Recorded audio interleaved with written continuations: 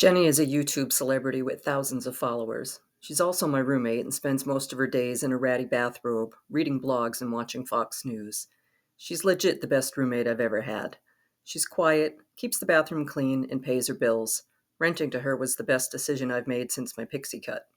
But Jenny hates me. She's thin and symmetrical and when not in a robe wears flirty skirts and high-heeled sandals. I am definitely not thin and have a closet full of androgynous clothes that I wear to the gay bars. I spend my days as a social worker helping people navigate the community and get back on their feet. I attend rallies and watch CNN, donate to the ACLU, and consider myself a feminist. Jenny thinks feminism is destroying modern relationships. When I interviewed her about renting the room, I didn't think to ask her political affiliation. I just assumed she'd be open-minded because of her job. Jenny is an actress. When she first moved in, she was an actress of the adult kind and told me right off the bat she would be making porn in her bedroom. My biggest concern upon hearing that was hordes of sleazy manscaped men would be hanging around the apartment, but she insisted she only did solo shows and paid me first, last, and security. I thought she might come to the clubs with me and listen to my work problems. I was wrong. She wanted nothing to do with the Rainbow Room and thought my lazy clients were working the system. As for the porn, we never talked about it. Well, there was one time she offered to give me a makeover so I could film my own videos for the BBW crowd. I turned her down after asking exactly how much I would make. It wasn't enough. She would have kept going with the nudie shows, but one of her elite level subscribers offered her a better gig.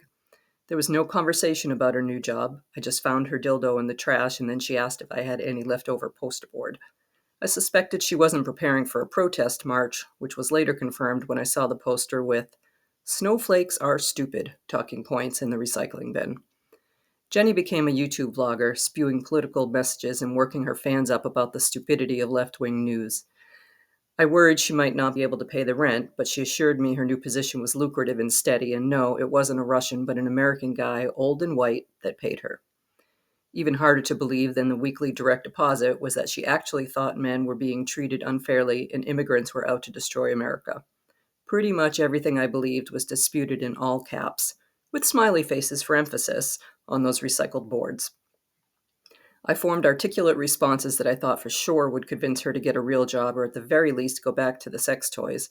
But then she came home with a pineapple pizza to share and we spent the night watching The Bachelor while drinking a bottle of wine. I never saw her adult videos, except when she filmed herself in the kitchen boiling a lobster wearing a latex dress. Her, not the lobster.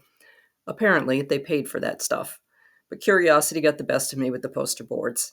It wasn't hard to find her YouTube channel given I knew all the keywords, even though she posted under Felicia. In her videos, she's made up like a porn star with bouncy hair, angry words spouting from her glossy-lipped mouth. I was fascinated with her articulation and energy, her animated arguments. And I was fascinated with the people, mostly men, leaving comments of support. Not one or two, but hundreds of comments. "Thank God for women like her. Hooray for Felicia. She gets it. Why couldn't there be more women like Felicia? Because she's not real. She used to masturbate for cash." I want to type, but I don't because she'd know it was me and I don't want to end up with a roommate who blasts heavy metal at 3 a.m. There's also an Instagram, which is mostly photos from a gun-toting fashion shoot. When I asked her if she owned a gun, she calmed my fears and told me she had an LTC, but the pictures were from a shooting range, and was I cyber-stalking her?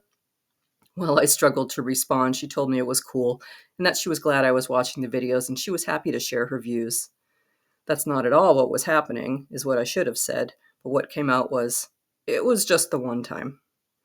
I continued to watch her channel, and when I finally got up the courage to confront her about the terrorists among us, she simply said, "I disagree," and then offered to make pancakes for dinner, and hell yes, I wanted pancakes.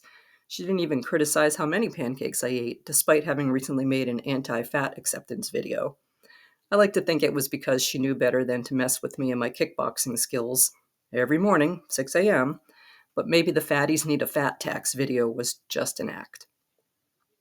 Not all the discussion below her videos was positive.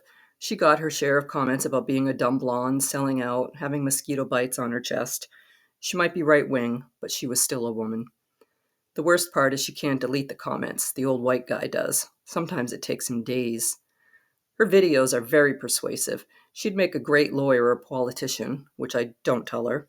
The world doesn't need another straight white politician or rapist defending lawyer. If she believes her worth lies in her attractiveness, is it my place to tell her differently? Fuck, I know, it is.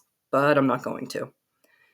Sometimes I feel like a hypocrite. I may not tell her about my hopes and dreams, and she hasn't met my parents, but we are sharing a life.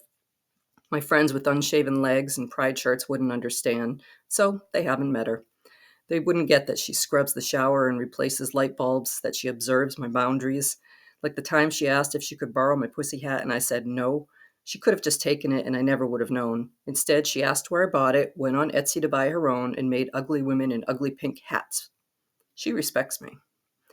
I've considered starting my own channel, not topless BBW, but videos reiterating Jenny's talking points to lure the fans in. Then, like an evil villain, I'd subtly suggest misogyny is bad for the country or sneak in my liberal agenda and get them all mixed up. Ha ha ha. The world might not be ready for me in a push-up bra, though. And I'd have to pluck my eyebrows and wear lipstick, so I probably won't do that. I've even thought about sabotaging her, disconnecting the internet or photoshopping images of her at a women's rally. But old white guy would just find another pretty girl and I'd have to kick Jenny out, resulting in a roommate that eats my alphabets and leaves crumbs on the counter. At least Jenny cleans up after herself.